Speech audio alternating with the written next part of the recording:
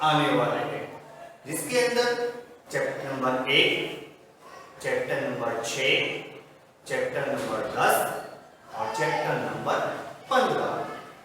मैंने आपको आगे चैप्टर नंबर 1 चलाया हुआ है। आज चैप्टर नंबर 15 हमारा पर्यावरण स्टार्ट कर रहा हूं मैं। चैप्टर 6 और 10 की वीडियो आपको आगे मिलेंगे।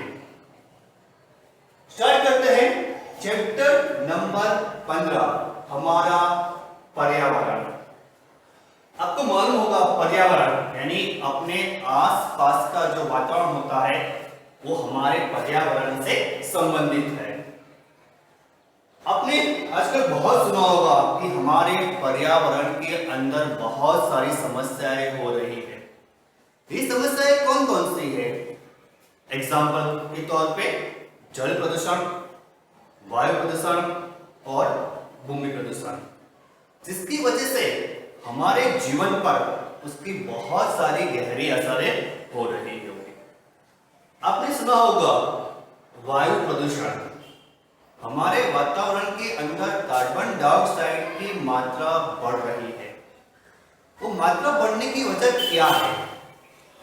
ये मात्रा बढ़ रही है हमारे उद्योग और ऑटोमोबाइल सेक्टर्स, हमारे फैक्ट्रिया और हमारे व्हीकल्स, जिसकी वजह से वातावरण के अंदर कार्बन डाइऑक्साइड की मात्रा बढ़ रही है, जिसकी वजह से ग्रीन हाउस इफेक्ट होता है।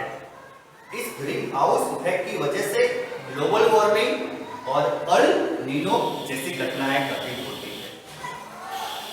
अल नीनो की वजह से जहां पे बारिश नहीं होती है वहां बारिश ज्यादा शुरू हो गया है। एग्जाम्पल सऊदी अरेबिया और राजस्थान, वहां पे बारिश ज्यादा हो रही है और बहुत ही बारिश वाले क्षेत्र जैसे आसाम में वहां बारिश की मात्रा कम हो रही है। इसका मतलब ये हुआ कि हमारे वातावरण के अंदर अनियमितता पैदा हुई है। ये अनियमितता दूर करने के लिए जो हमारी संस्था है उसके बारे में सोचती, यूनेप है, वो सब उसके बारे में सोच रहे हैं और उसके ऊपर कार्य कर रहे हैं। वो दूसरा टॉपिक है। अब आज हमको हमारे इस चैप्टर्स के अंदर पारितंत्र के बारे में जानकारी प्राप्त करनी है। पारितंत्र अर्थात क्या? आपने देखा होगा सजीव और निर्जीव। सजीव यानी जिसके अंदर जीव है, हलन चलन कर सकते हैं, वृद्धि कर सकते हैं, उसे सजीव कहते हैं। दूसरे जो और जैविक घटक होते हैं जिसके अंदर ताप, वर्षा, वायु, मृदा और खनिज का समावेश किया जाता है। ये पारितंत्र के अंदर जैविक घटक और अजैविक घटक परस्पर अन्योन्य क्रिया करते हैं, जिसकी वजह से ये पारितंत्र बना रहता है। एग्जाम्पल हमारे मनुष्य का जीवन, मनुष्य के जीवन के ऊपर ये और जैविक घटक की भी बहुत सारी असरें होती है। मैं आपको समझाऊं। आपने देखा होगा कि जो इंसान विषुवत प्रदेश के आसपास रहते हैं उनका रंग काला होता है, जो ठंडे प्रदेश में रहते हैं उनका रंग गोरा होता है, बराबर। और जो मनुष्य ऊंचाई पे रहते हैं उनका हाइट कम होता है और जो मैदानी प्रदेश में रहते हैं उनकी हाइट ज्यादा होती है। तो सजीव जब जीवन जीता है तो उसके अंदर, पारितंत्र के अंदर अजैविक घटक भी उसके ऊपर असर करते हैं। पारितंत्र बनाए रखने के लिए जैविक घटक और अजैविक घटक अन्योन्य क्रिया करते हैं। ये आपको मैं समझा रहा हूं एक उदाहरण के माध्यम से। आपने अपने घर के आसपास कोई बगीचा देखा होगा। बगीचे के अंदर पेड़ और पौधे होते हैं और तितलियां और छोटे छोटे कीटक और छोटे छोटे वहां जीव अपना निर्वाह करते हैं। ये परस्पर एक जैविक घटक जो होते हैं वो अपना जीवन जीने के लिए भौतिक कारकों के साथ अन्योन्य क्रिया करके अपना जीवन व्यतीत करते हैं। आपने देखा होगा कि जैविक घटक को वृद्धि, जनन, अपचयन जैसी क्रियाएं करने के लिए उनको पोषण की आवश्यकता होती है। ये पोषण उनको जैविक घटक से मिलता है, परंतु उनको दूसरे कारक जैसे भौतिक कारकों के ऊपर भी वो निर्भर है। इन सब की उपस्थिति के अंदर पूरा सजीव सृष्टि का पारितंत्र बना रहता है। यदि किसी एक पे भी असर होती है तो जो महाजीवन पे असर होती है। शुरुआत करते हैं पारितंत्र के अंदर घटकों को समझने की शुरुआत करते हैं। तो मैं स्टार्ट कर रहा हूं पहले जैविक घटक से। जैविक घटक को मुख्यतः 3 विभागों में विभाजित किया जाता है, जिसके अंदर पहला विभाग है उत्पादक। आपने जो बगीचे का अध्ययन किया, आपने वहां देखा होगा कि केवल वनस्पतियां वो अपना खुराक खुद बना सकती है। तो जो सजीव प्रकाश संश्लेषण की क्रिया करके अपना खुराक खुद बनाए, इन सजीवों को उत्पादक कहा जाता है। सर, ये प्रकाश संश्लेषण की क्रिया क्या होती है? ये प्रकाश संश्लेषण की क्रिया मैंने आपको चैप्टर 1 के अंदर समझाया था। उसके बारे में विस्तृत जानकारी मैं आपको चैप्टर 6 में देने वाला हूँ। यहाँ सामान्य तौर पर देख लेते हैं क्या होता है। जैसे कि आपको मालूम है कि सभी पौधों के अंदर पत्तियां होती है, वो पत्तियां हरे रंग की होती है। सर, ये पत्तियां हरे रंग की क्यों होती है? आपको जानकारी है कि वनस्पति कोशिका के अंदर क्लोरोफिल, क्या होता है?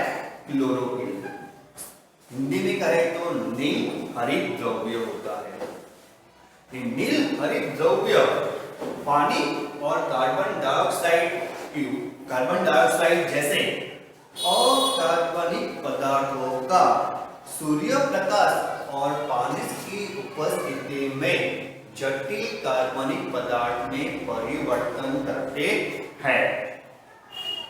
इसे कहते हैं प्रकाश संश्लेषण की क्रिया कहते हैं। इस प्रकाश संश्लेषण की क्रिया की वजह से जो पानी और कार्बन डाइऑक्साइड जैसे अकार्बनिक पदार्थ थे, उसका रूपांतर स्टार्च और शर्करा में होता है। तो इसकी वजह से वनस्पति अपना खुराक खुद बनाती है, जिसको वो स्टार्च और शर्करा के रूप में फलों और पत्तियों के रूप में संग्रह करती है। तो यानी जो सजीव अपना खुराक खुद बनाए उसे उत्पादक कहते हैं। ये पहली परिभाषा है। दूसरा है उपभोक्ता। उपभोक्ता अर्थात क्या? कि वो प्रत्यक्ष या परोक्ष रूप से अन्य सजीवों के ऊपर पोषण और खुराक के लिए वहां उनको आधारित होना पड़ता है, वैसे सजीवों को उपभोक्ता कहा जाता है। ये सजीव अपना खुराक खुद नहीं बना सकते हैं। जैसे आपको मालूम है, उत्पादक के अंदर पेड़, पौधे और नील हरित शैवाल का समावेश होता है। उपभोक्ता के अंदर जो खुराक नहीं बना सकते हैं वो प्राणी, सभी प्राणी उपभोक्ता में आते हैं। इनको भी 4 वर्गों में विभाजित कर रहा हूं मैं। पहला है शाकाहारी, जो मनुष्य केवल पेड़ और पौधों का सेवन करता है उसको शाकाहारी कहते हैं। दूसरा मांसाहारी, जो अन्य सजीवों का मांस लेते हैं उनको मांसाहारी कहते हैं। तीसरा है सर्वाहारी, जो शाकाहारी भी है और मांसाहारी है, कुछ भी दोनों का सेवन करते हैं पोषण प्राप्त करने के लिए, उन्हें सर्वाहारी कहा जाता है।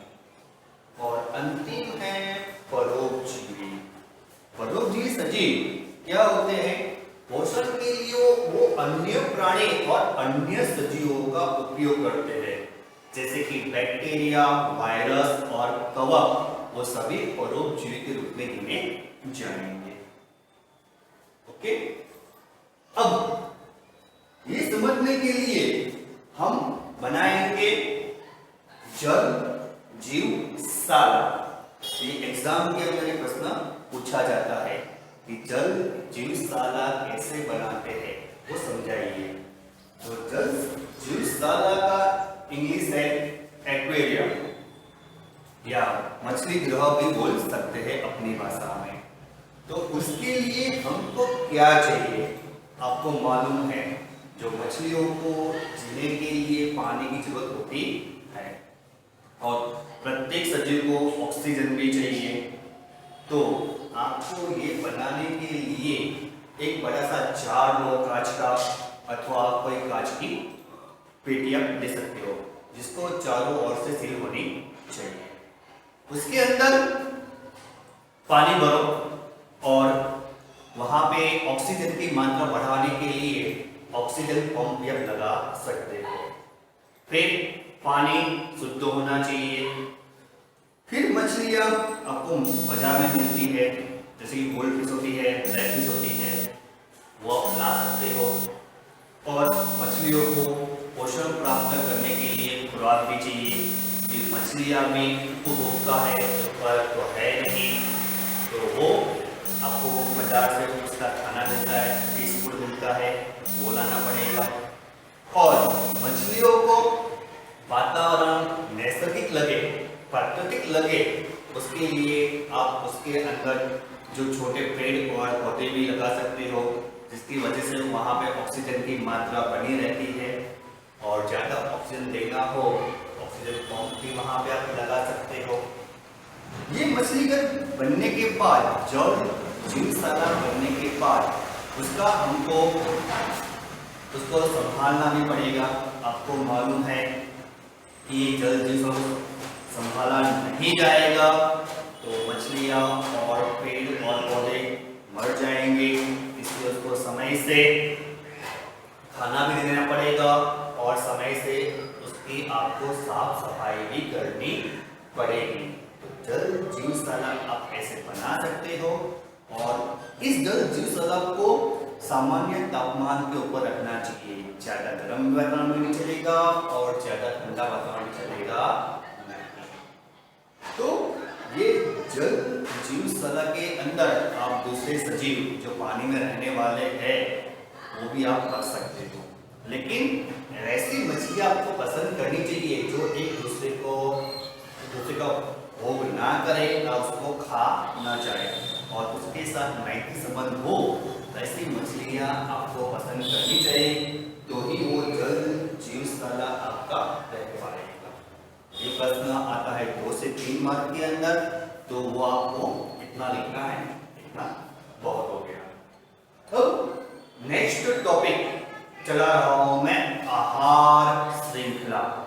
आहार श्रृंखला शुरुआत करके आपको मालूम है कि पहले उत्पादक होते हैं, यानी हरी वनस्पतियां होती है। हरी वनस्पतियों को जो ये उपभोक्ता उसका भोग करते हैं और लास्ट में आता है अपघटक आता है। तो आहार श्रृंखला मैं आपको नेक्स्ट टॉपिक में समझा रहा हूं। तब तक के लिए गुड बाय, मिलते हैं।